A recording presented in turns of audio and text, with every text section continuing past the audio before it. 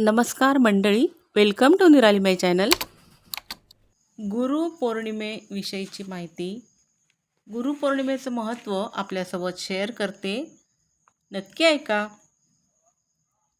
आषाढ महिना सुरू आहे.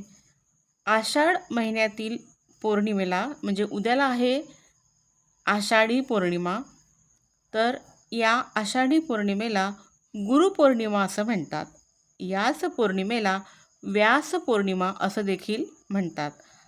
आपल्या संस्कृतीत गुरूंचे स्थान सर्वश्रेष्ठ आहे. आपल्या सर्वांना गुरुवंदनाचा तो श्लोक माहितीच आहे. गुरुर् ब्रह्मा गुरुर्विष्णू गुरुर्देवो महेश्वरा गुरुर साक्षात परब्रह्म तस्मै श्री गुरुवे नमः. या श्लोकात गुरु हे प्रत्यक्ष ब्रह्म असल्याने, परमेश्वरच असल्याने मी त्यांना नमस्कार करतो असं म्हटलं आहे. गुरूंच्यामुळेच आपल्याला ज्ञान मिळते. अर्थात गुरु शब्दाचा अर्थ केवळ मानवी गुरु असा नाही, एवढाच मर्यादित घ्यायचा नाही बरं का. आपण ज्याच्याकडून शिकतो तो आपला गुरु. या दृष्टीने आपल्या अवतीभोवती पाहिलं तर निसर्ग हा देखील एक सर्वात मोठा गुरु आहे असं म्हटलं पाहिजे. कारण नदी वाहते आणि ती परोपकारासाठीच.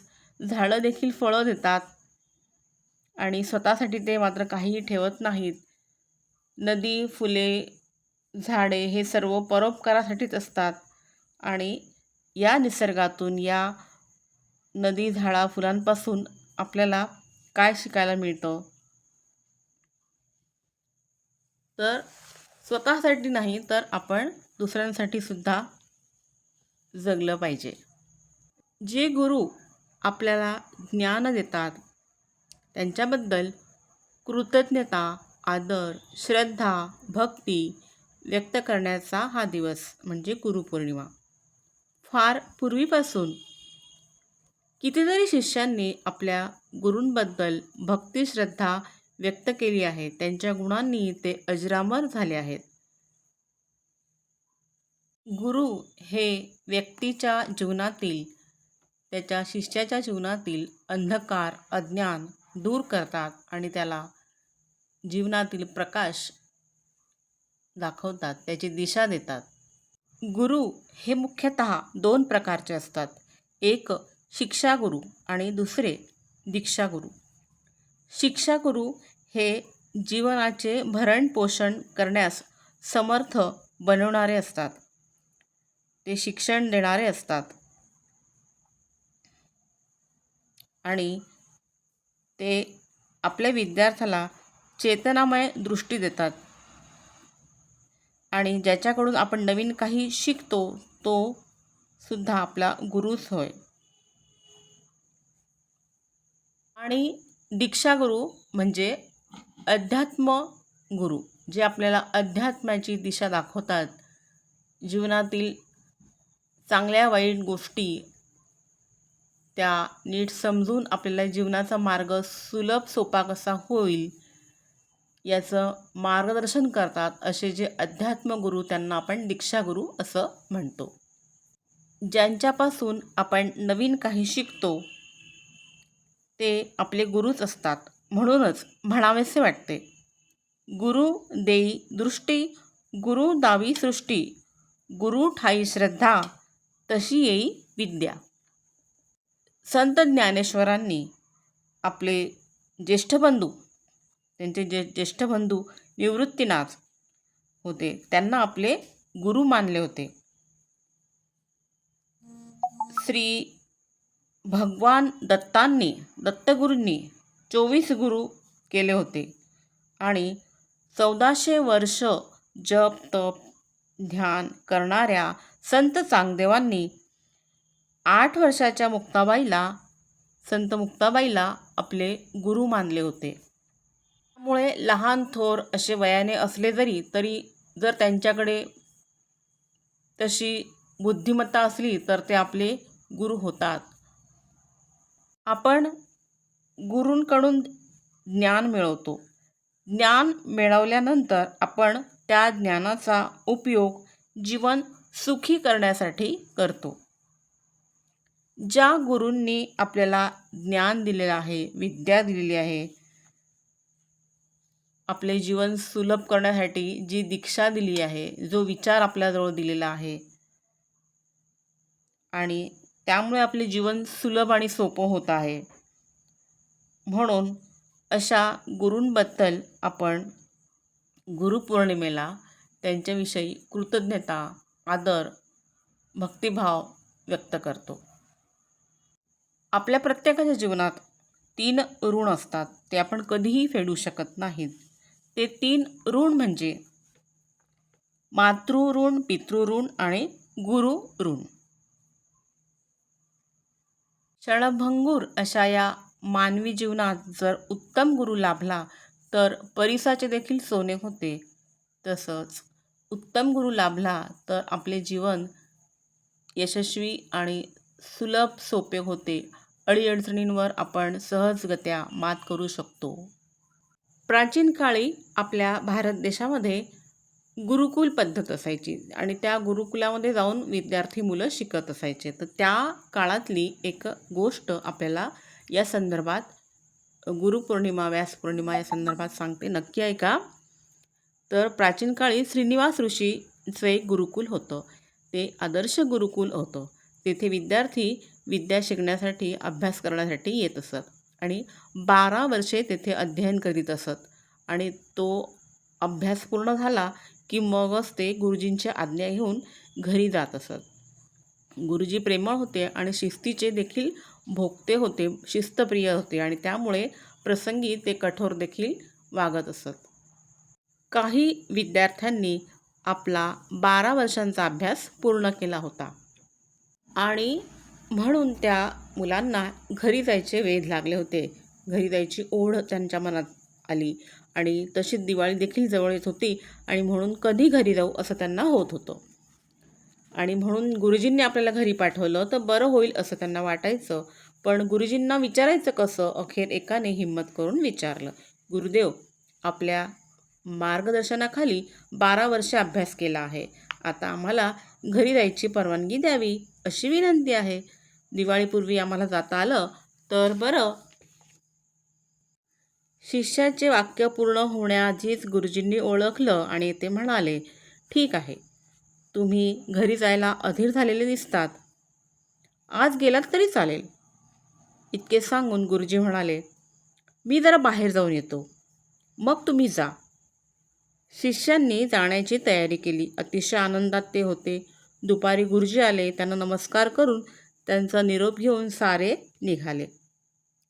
आश्रमाच्या जवळून एक नदी वाहत होती आणि ती नदी पार केल्याशिवाय पुढे जाता येत नसायचं. सारेजण नदीच्याकडे जाऊ लागले. पण पाहतात तर त्या वाटेवर काटेच काटे. पुढे जाणं अशक्यच होतं. काठे काढून जायचं ठरवलं तर होडी निघून जाईल आणि पुन्हा दुसऱ्या दिवशी संध्याकाळपर्यंत होडीच नाही. मग कसं जायचं होडीशिवाय? शेजारच्या शेतातून जायचं असा विचार करून साऱ्यांनी शेजारच्या शेतातून जायचं ठरविलं.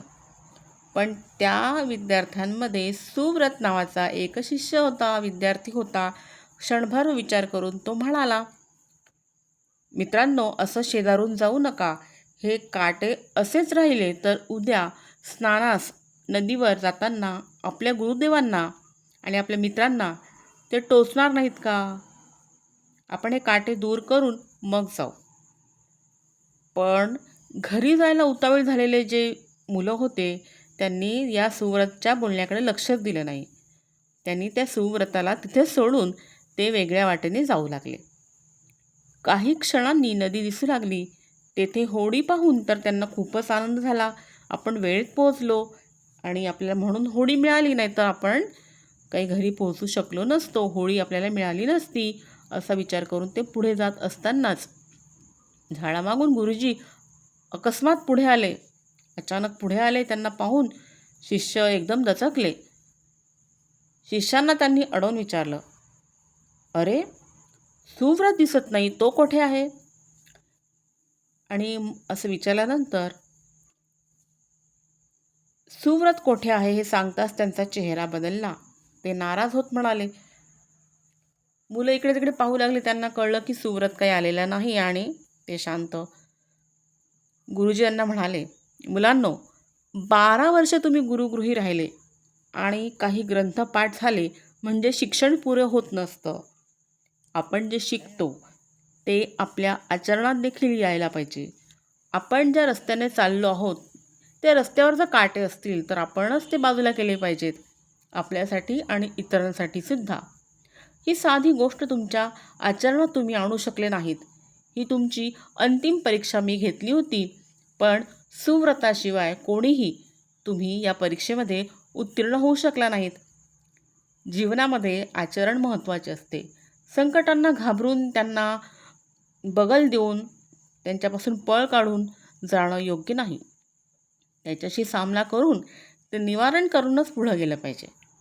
आपण केवळ स्वतःपुरताच विचार कधी करायचा नसतो. आत्मकेंद्रित बनू नका. दुसऱ्यांचाही विचार करा. एकट्या सुव्रतानं हे केलं. तुमचं शिक्षण अजून पूर्ण व्हायचं आहे. तुम्हाला घरी कसं जाता येईल? शिष्यांचे चेहरे पडले. नाराज झाले ते मुलं. एवढ्यात सुव्रत तिथे आला. तो म्हणाला, गुरुजी आणि इतर त्यांना निरोप देण्याकरता नदीकिनारी गेले. होडीत बसताना गुरुजी म्हणाले, सुव्रता, जीवनामध्ये स्वतःच्याच नव्हे तर इतरांच्या मार्गातील काटे जो बाजूला काढतो त्याला जीवन म्हणजे काय ते कळते. तू श्रेष्ठ होतो. तू जीवनामध्ये यशस्वी होशील, माझा आशीर्वाद आहे. हे ऐकून सुव्रताचे डोळे आनंदाने पाणावले. तो नमस्कार केला त्याने गुरुजींना आणि मग तो होडीत बसला आणि होडी सुरू झाली. श्रीनिवास ऋषी इतरांना घेऊन आश्रमाच्याकडे परतले. गुरु शिष्यांच्या अशा अनेक उदाहरणांमुळे आपला प्राचीन इतिहास उजळून गेलेला आहे. अनेक शिष्यांनी गुरुभक्तीचे आदर्श घालून दिलेले आहेत. गुरूंचे महत्त्व पटवून दिलेले आहे. आपणही ते आचरणात आणलं पाहिजे. गुरुपौर्णिमेलाच व्यास पौर्णिमा म्हणतात. त्या दिवशी व्यासांचे देखील पूजन करतात. व्यास हे विद्वान अधिकारी पुरुष, श्रेष्ठ आचार्य म्हणून त्यांचे पूजन करायचे. विष्णू सहस्रनाम नावाचे विष्णूचे एक स्तोत्र आहे. त्यात सांगितले आहे की ब्रह्मदेव, विष्णू, महेश यांच्या सगळ्या शक्ती असणारी व्यक्ती म्हणजे भगवान व्यास होत. व्यास हे पराशर ऋषी आणि सत्यवतीचे पुत्र. व्यासांना अनेक नावे आहेत. वडिलांच्या नावावरून त्यांना पाराशर म्हणतात. तर यमुनेतील एका बेटावर द्वीपावर त्यांचा जन्म झाल्याने त्यांना द्वैपायन असं म्हणतात. त्यांचा रंग काळा असल्याने त्यांना कृष्णद्वैपायन म्हणतात. त्यांनी आपली तपश्चर्या बद्रिकाश्रमात केली म्हणून त्यांचे आणखी एक नाव बादरायण असे देखील आहे. अशी त्यांची ही विविध नावे आहेत. महर्षी व्यासांनी आपले अध्ययन ब्रह्मदेवाकडे केले. त्यांच्या पत्नीचे नाव वटिका. त्यांना एक मुलगा होता. त्याचे नाव शुकाचार्य. व्यासांनी महाभारत हा मोठा ग्रंथ लिहिला. व्यासांचा प्रचंड अभ्यास आणि चिंतन, माणसांचं निरीक्षण, भारत यात्रेतील त्यांचे अनुभव या गोष्टींचा परिपाक महाभारतात या ग्रंथात दिसतो. त्यावेळची एक कथा सांगतात. व्यासांनी महाभारत लिहायला घेतलं, पण कथेचा ओघ आणि विचारांचा वेग यांचा काही केल्या मेळ बसत नव्हता. ग्रंथ लिहून घ्यायला कोणाला तरी सांगावं असं त्यांना वाटलं, पण लिहून घेणारा देखील त्याच तोलामोलाचा वजनदार हवा. त्यांना गणपती या कार्यासाठी योग्य वाटला. गणपती म्हणजे आपले गणपती देवता. त्यांनी गणेशाला प्रसन्न करून घेतला, गणपती देवतेला, आणि त्याला महाभारत लिहिण्याची विनंती केली. गणपतीने देखील अट घातली, न थांबता सतत सांगणार असाल तर लिहितो. व्यास अतिशय हुशार आणि विद्वान होते. त्यांनी हे आव्हान स्वीकारलं आणि ते गणेशाला म्हणाले, ठीक आहे, पण सांगितलेल्या प्रत्येक श्लोकाचा अर्थ समजून घ्यायचा, तसेच त्यातील सूचकता, नादमाधुर्य ध्यानी घेऊन लक्षात घेऊन मगच लेखन करायचं. व्यासांनी अखंड न थांबता महाभारत हा ग्रंथ सांगितला आणि गणपतीने देखील ते लिहून घेतलं. व्यासांनी इतर देखील विपुल भरपूर असं लेखन केलं आहे. सर्वसामान्य लोकांना ईश्वरभक्तीकडे त्यांनी आकर्षित करण्यासाठी भागवत हा ग्रंथ लिहिला. याशिवाय 18 पुराणं लिहिली, ब्रह्मसूत्रे लिहिली, वेदांचे विभाग केले. त्यांच्या या दीर्घ उद्योगामुळे, ज्ञान आणि व्यासंगामुळे, विद्वत्तेमुळे त्यांना जगाच्या गुरुस्थानी मानलं जातं. साऱ्या गुरुजनांचे प्रतीक म्हणून व्यासांची पूजा करतात. गुरुपौर्णिमेला व्यास पौर्णिमा म्हणून म्हणतात. ते यासाठीच. गुरुपौर्णिमेच्या निमित्ताने या सगळ्या गोष्टी लक्षात घेऊन आपण देखील गुरूंच्याबद्दल कृतज्ञता, आदर व्यक्त केला पाहिजे. त्यांना पुष्पगुच्छ देऊन, वंदन करून त्यांचे आशीर्वाद आपण घेतले पाहिजेत.